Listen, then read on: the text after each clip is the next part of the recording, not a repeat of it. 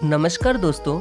आज मैं आपको सुनाऊंगा माँ बाप को जंगल में छोड़ आए एक बहुत ही दर्द भरी कहानी। एक गांव में रामजीलाल और संतोष अपने दो बेटे और बहू के साथ बिल्कुल सुखी रहते थे।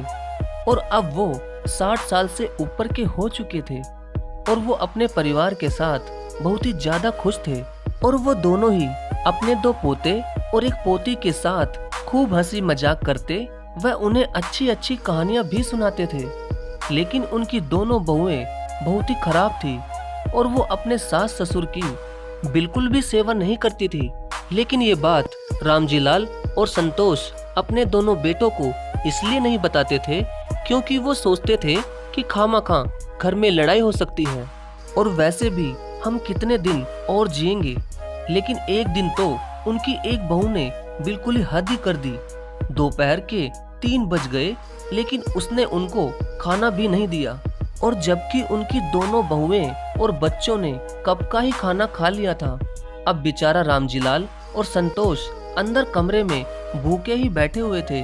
लेकिन जब उनका पोता उनके पास आया तो उसने फटाक से पूछा कि दादाजी और दादी जी, आज आप दोनों ने खाना क्यों नहीं खाया?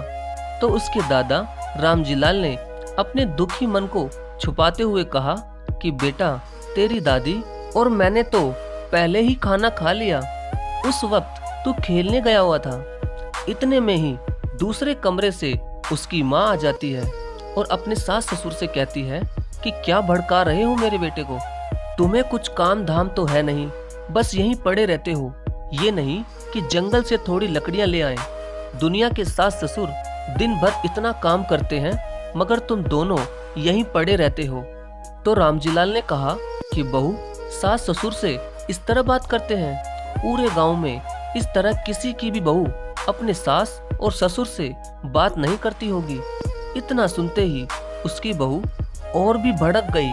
अब तो उसने आसमान सिर पर उठा लिया और सास ससुर से लड़ाई करते करते उसे दिन से रात हो गई। अब उनके पति भी अपने काम पर से घर आ गए थे। तभी उन्होंने भी घर में लड़ाई होते देख पत्नी से पूछा कि क्या हुआ? तो पत्नी ने भी 2 की 4 लगा दी। तभी दोनों बेटों ने गुस्से गुस्से में अपने माता पिता रामजीलाल और संतोष को न जाने क्या क्या बुरा भला कह दिया। तो रामजीलाल ने भी अपने बेटों से कहा कि बेटा, तुझे पता नहीं कि आज बहू ने हमें खाना भी नहीं दिया और ये रोज ही हमसे कुछ न कुछ उल्टा सीधा कहती रहती है। तभी इस बात पर उसकी बहू और चिल्लाते हुए कहती है कि हाँ, तुम सबको ही मैं बुरी लगती हूँ। ऐसा करती हूँ कि मैं ही इस घर से निकल जाती हूँ। तो पत्नी का ऐसा ड्रामा देखकर दोनों बेटों ने अपने माता पिता से कहा कि पिताजी, चलो, अगर तुम्हारी बहू ने तुम्हें एक दिन खाना नहीं भी दिया तो एक दिन खाना नहीं खाओगे तो मर नहीं जाओगे। तभी अपने बेटों के मुंह से ऐसी बात सुनते ही उनके माता पिता की आंखों में दर्द भरे आंसू आ जाते हैं और वो चुपचाप ही रोते हुए अपने कमरे में चले जाते हैं। अब रामजीलाल और संतोष बिल्कुल ही टूट चुके थे और अब तो वो रोज ही अपने पत्नी के कहने पर अपने माता पिता को कुछ न कुछ उल्टा सीधा कहते ही रहते थे।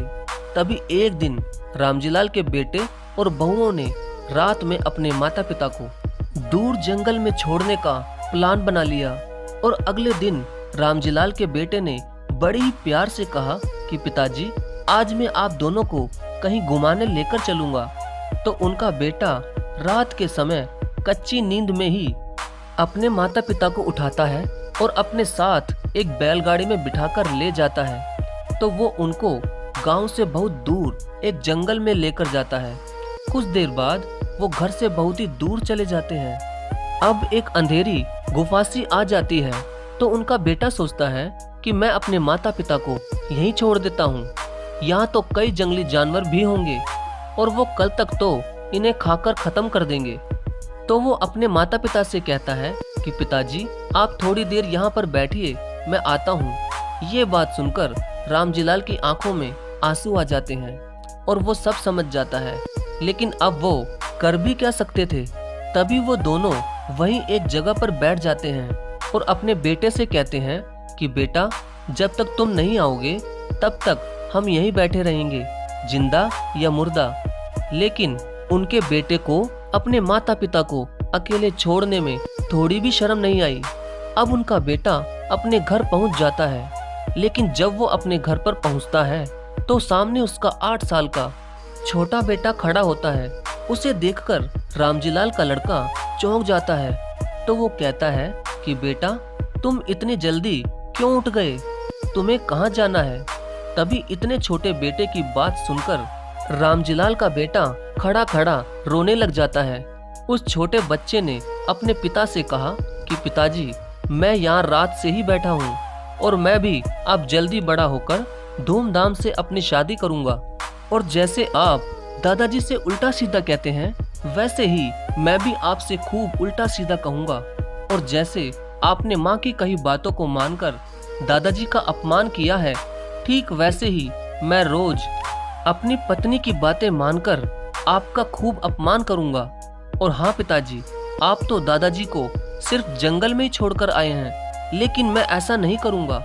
मैं तो आपको एक बहुत ऊंची खाई से नीचे फिकवा दूंगा। हाँ पिताजी, मैं भी बड़ा होकर आपकी तरह बनूंगा। आज जैसे आपने दादाजी के साथ किया, ठीक वैसे ही कल मैं भी आपके साथ करूंगा। इतना कहकर रामजीलाल का पोता अंदर चला गया, लेकिन उसकी ऐसी बात सुनकर रामजीलाल के बेटे के आंसू तो रुकने का नाम ही नहीं ले रहे थे।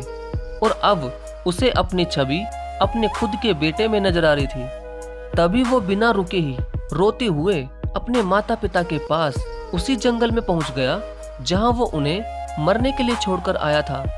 वहां पहुंचते ही वो अपने माता पिता के पैरों में गिरकर माफी मांगने लगा और उनके माता पिता ने उन्हें तुरंत ही माफ कर दिया। और फिर वो उन्हें अपनी बैलगाड़ी में बिठाकर घर लेकर आ गया। और घर आकर उसने अपने छोटे बेटे से ली शिक्षा से सबको समझाया। और फिर उन्होंने अपने माता पिता को जीवन में कभी भी दुख नहीं दिया। तो दोस्तों, ये बात 100% सच है कि आज हम जैसा अपने माता पिता के साथ करेंगे, ठीक वैसे ही कल हमारे बच्चे भी हमारे साथ वैसा ही करेंगे। इसलिए दोस्तों, आप हमेशा ही अपने माता पिता के साथ अच्छा ही व्यवहार कीजिए, ताकि आने वाले समय में आपके साथ भी कुछ भी बुरा ना हो। धन्यवाद।